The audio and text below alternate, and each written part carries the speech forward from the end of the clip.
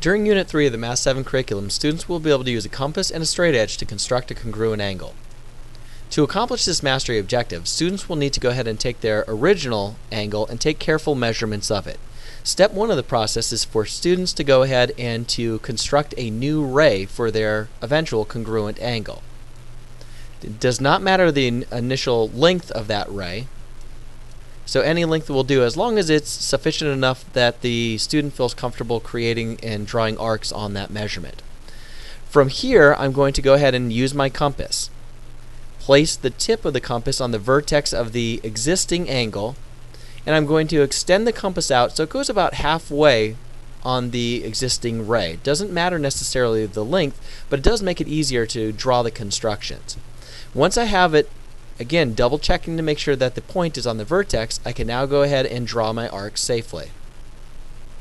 I need to extend the arc so that it intersects both rays.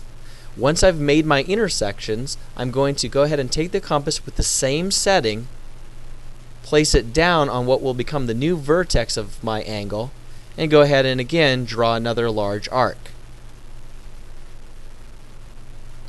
From here, I've now identified this point or this intersection on my existing angle, which also now is congruent to this intersection. However, what I need to find is where the new ray or the second ray will intersect my existing arc, which is this distance. To do so, I'm going to go ahead and take my compass and place it on the original intersection of my first arc and the first ray, which matches this one. I'm then going to go ahead and rotate my compass around so the pencil tip will match the distance of the second intersection.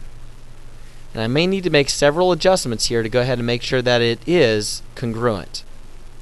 But taking your time here is important. I'm going to go ahead and change the color so it's a little bit easier to see this new arc that I'm about to construct. From here, once I've measured the distance between the two intersections, I'm now going to draw another arc, or my second arc. From here again, I'm going to make sure that my tip is on the first intersection. I'm going to bring my compass down so the tip is again on the first intersection, and draw my second arc.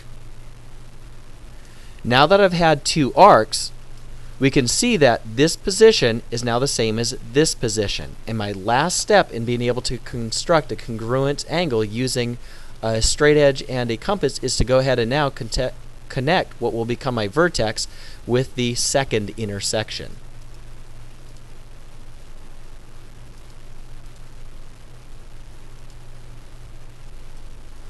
In this case, again, I'm taking my time making sure that they do connect. And once I see that the vertex does line up with the intersection of my red and blue arcs, I can now go ahead and draw in the second ray. And as a result now, I have two congruent angles, and I was able to accomplish that by only using a straight edge and a compass.